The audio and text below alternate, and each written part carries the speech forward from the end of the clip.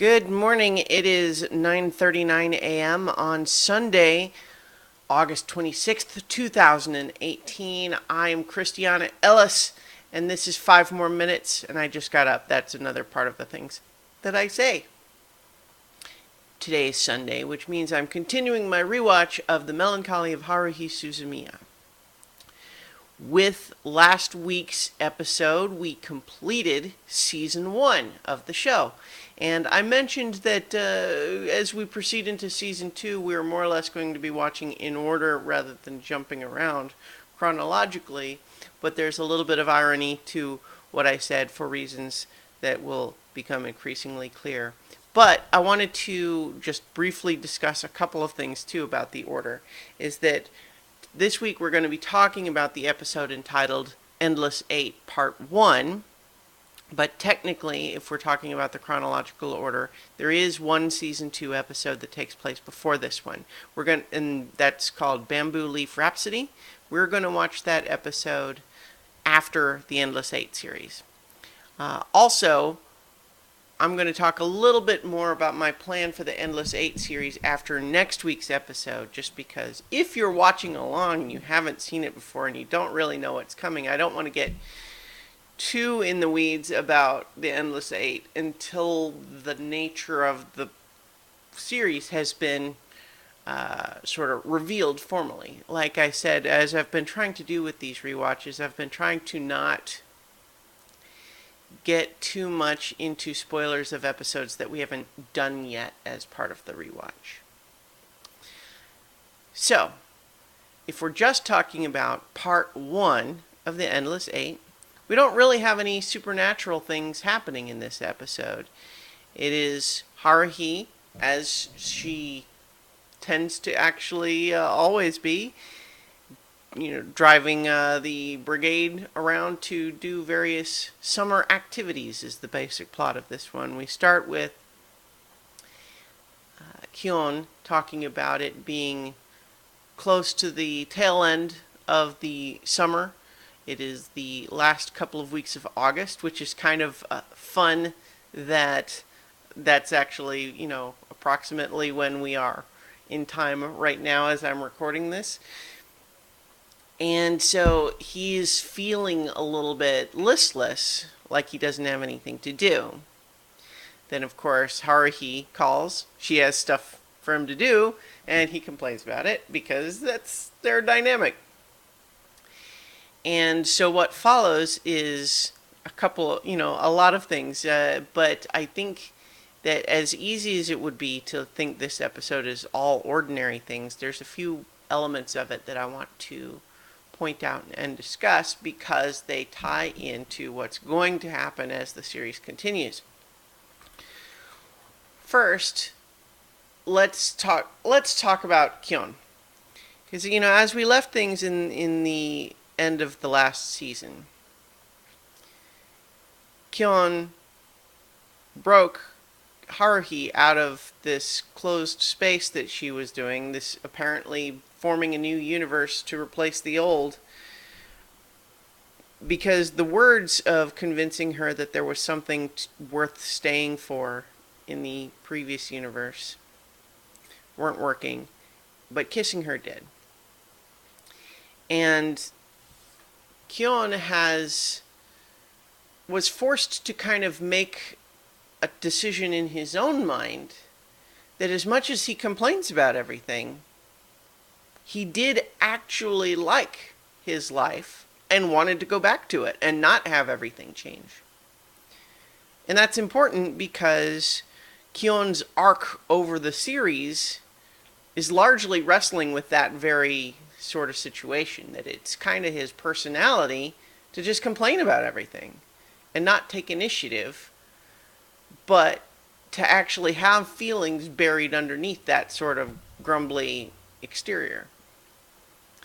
So in this episode, let's think about it. He talks about the baseball game that he's watching that he doesn't really have any prior investment in, but talks about rooting for the underdog. So one team is just getting demolished by the other team, losing 8-0 by the end of that little opening scene. And he specifically talks about how he's really not doing anything. But then when Haruhi calls, he resents a little bit that she assumes he's not doing anything, even though she's right.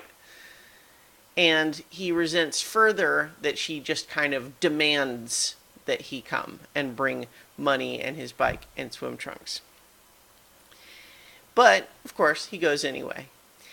Then, of course, we have the whole bit where he arrives 15 minutes early to the meeting time, but everyone else is there already, so he gets the penalty for being late.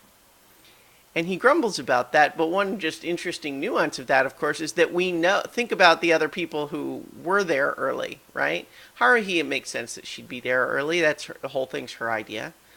But then you have Koizumi and Yuki and Mikuru, who basically are treating this whole thing like it's a universe level priority of life and death, that you have to, like, they are not thinking of this as ordinary day in the life stuff, like, oh, what a hassle, I have to go meet my friends to go to the swimming pool.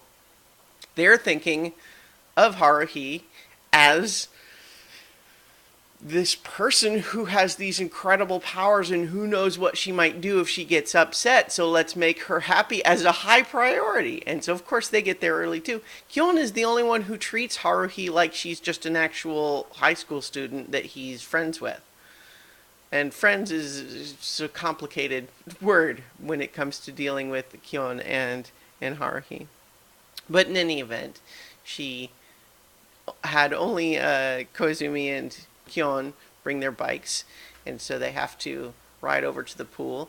Then we, get the swimming pool stuff. The swimming pool has a conversation between Kyon and Koizumi where they briefly reflect on Haruhi being in a pretty good mood, having fun, and Koizumi basically pointing out that's good, right? If she's having a good time, we don't have to worry that something crazy's going to happen. Meanwhile, Kyon is hung up on the idea of she was, demanding in her phone call to me. That's not normal. He's the one that expects her to act, so-called normal. Whereas the others, like Koizumi, are basically assuming she could do any random thing at any moment, and we should be relieved when she's doing things like an ordinary human would, much less a nice one. So it's, again, a difference in their expectations of Haruhi, right? But in any event, we don't really see Haruhi do anything that's out of character for her at all. She is mostly having a good time, but also kind of bossing people around. But she's also enthusiastic. She's very grateful and appreciates the food that Mikuru bought, and she's trying to get everybody involved in playing, and she, enlists these two little girls that she meets at the pool, and then we have the scene at the diner where they basically make a plan for the rest of the summer, right? She makes a list of all of these classic summer vacation activities, and then they're going to go through. And she explicitly asks everybody if they have anything else they want to add to the list. And Mikuru is the only one who actually suggests something, namely goldfish scooping. So she adds, and that's added to the list promptly, right? And Haruhi explicitly makes a point of saying when everyone is researching things to get on the list, she's like, especially goldfish scooping, because that's what Mikuru asked for. She is going out of her way, even though the whole, this idea that you have to accomplish everything on a list is her idea. She does solicit opinions about it, right? And this is all important. Some of this seems like it, if you're only thinking of this episode, you don't know what's coming. It might seem like this is ordinary stuff. Why am I making such a big deal about some of these individual little moments? Well, it's because they're going to come up. So, in any event, they proceed to have a whole lot of summer activities, and the pattern throughout is Kyon kind of complaining about it, but also kind of having fun. And that dynamic continues basically through the end of all of these activities, where the very last, the end of the summer activities before this last incident at the diner, when they're sleeping on the train, talks about, like, he says in kind of a complainy voice that they had to do all these things. They were constantly on the go. They were very busy. But then he admits to himself, yeah, it was actually a lot of fun. So let's see, what all did they do? So the first day after the pool and the diner, they go to the Bon Festival. And that's where, they get the yukatas for the girls. I haven't done a lot of research on those festivals or anything like that, but it's interesting to me that there's special outfits for the girls, but the boys don't seem to wear anything unusual. But that's where they do the goldfish scooping, and typical for Haruhi, she does great at it, and she gets a goldfish for Mikuru. There's an interesting little mini incident with Yuki, who rarely expresses an opinion on anything, deciding to go buy a mask for herself, and it's a little robot mask, which is kind of amusing, right? And so then what else do? They do the cicada catching. And typical, Haruhi wins because she's the best at everything. And everyone, we get a little montage of everyone else trying. And there's a little moment of Haruhi, despite having mused on the idea of eating cicadas earlier, insists that they're letting the cicadas go. And Kyon kind of points out that acting like she did a good deed for these cicadas by letting them go is a little bit disingenuous. Or not disingenuous, but he's basically observing, it's not like we found them captured and set them free. We captured them in the first place. So catch and release is not exactly the same thing as freeing prisoners, right? It's a little different. Now, that said, that's kind of his cynical response to a moment of kind of real emotion and intimacy where she wishes them luck as she lets them go. And so it's kind of, it's a moment that his cynical nature undercuts, right? So what else do? They get the part-time jobs, and that's where the frog costume shows up from. And once again, it's kind of fun to see each of them in their individual frog costumes with the different personality they each get. And of course, Haruhi not having to wear one. And just without everybody's agreement, insisting that she decided that the pay was going to be the frog costume. We get the stargazing, where they discuss the possibility of Martians and, just have some conversations there. Baseball practice, where Haruhi again is the best at the batting cages. They see local fireworks. We had also gotten some fireworks at the after the Bon Festival, which remind me to come back to. How are you going to remind me? Anyway, you see fireworks. They do a fishing competition, test of courage, which is like going into a cemetery late at night. They watch a movie. They go swimming again in the ocean, bowling, karaoke, and then that's like the end of the summer activities. Let me briefly return to the fireworks sequence after the Bon Festival, where they're kind of joking around, but there's kind of a crucial moment there too, where Kyon is reflecting on this long list of activities that Haruhi has in mind and is saying, well, but what about, don't you have to do your summer homework? And she's like, what are you talking about? I already did that a long time ago. You have to do that early so that it's not bothering you. But of course, by implication, we know that Kyon has not done his, and now maybe part of his complaining here is he's worried about not having time to do it because they have so many busy activities. But he doesn't say that. He doesn't say that to anybody. He doesn't mention that. He doesn't.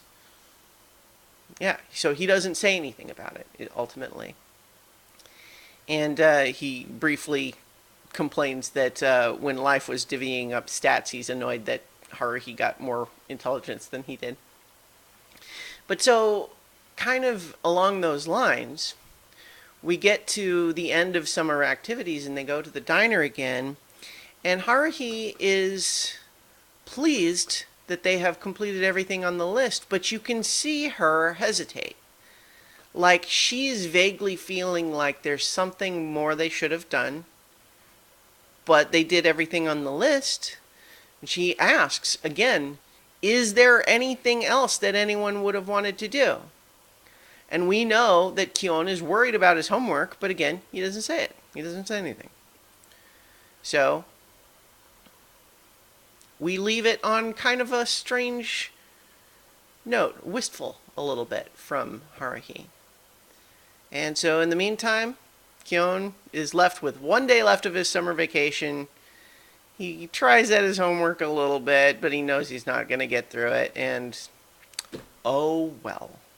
And that's where we finish this episode. So as a standalone episode, we could just definitely wonder, there's not really much of a beginning, middle, and end for it.